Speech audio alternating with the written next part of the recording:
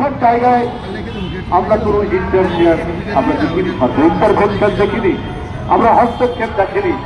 কেন আজকে তাওরান বাজার, কেন আজকে বেগম বাজার, কেন আজকে বাদামতলী, বিভিন্ন জায়গায় হু হু করে আপনার জিনিসপত্রের দাম বাড়ছে, যেগুলো রোজার মাসে অত্যন্ত প্রয়োজনীয়।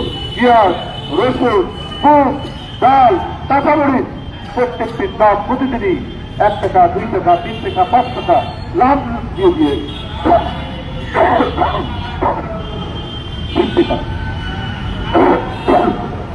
কারণ জনহিতকর কাজ, জনহিতকর কাজের প্রতি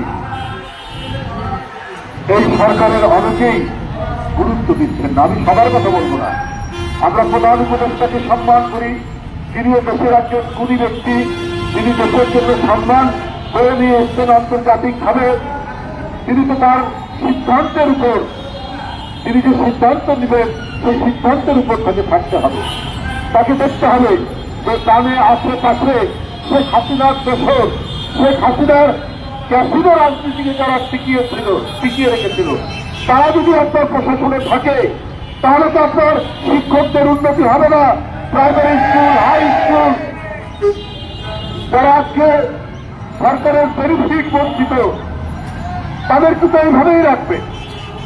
আমলাতন্ত্র তো তাই, জনগণের সাথে রাজনৈতিক কর্তৃপক্ষ অথবা সরকারের দূরত্ব তৈরি করা, এটাই যুগ যুগ ধরে আমলারা করে এসছে।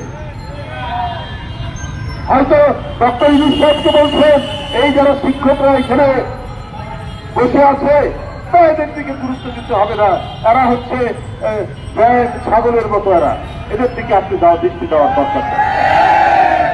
এই আমলারাই বোঝায়। ওই উপদেষ্টাদের মধ্যে অধিকাংশই এরা তো কখনো জনগণের সাথে রাজনীতি করে। হ্যাঁ, কেউ শিক্ষক ছিলেন, কেউ আমলা ছিলেন, কেউ আপনার উকিল সমাজের লোক, কিন্তু জনগণের সাথে মিশলে পড়ে এবং সেইখান থেকে বের হয়ে আসলে তখন বোঝা যেত আপনাদের মমত্ব কতটুকু।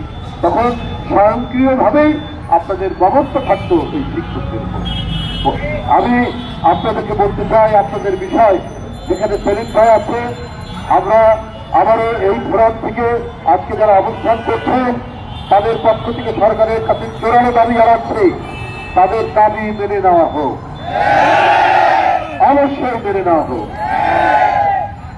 এই রমজান মাসে এই রোজা রাখা মানুষ আল্লাহর কাছে তাদেরকে মোনাজাত করছে, অন্তত তাদের সন্তান লেখা জমটা খেতে পারে, এই জন্য যে দাবি করছে, এই দাবি মেনে নেওয়ার আমি আহ্বান জানাচ্ছি এবং ডক্টর মামিনুল ইসলামকে তার মর্যাদা, তার সম্মান ফিরিয়ে দেওয়ার জোর দাবি জানাচ্ছি। আপনাদের সকলকে ধন্যবাদ।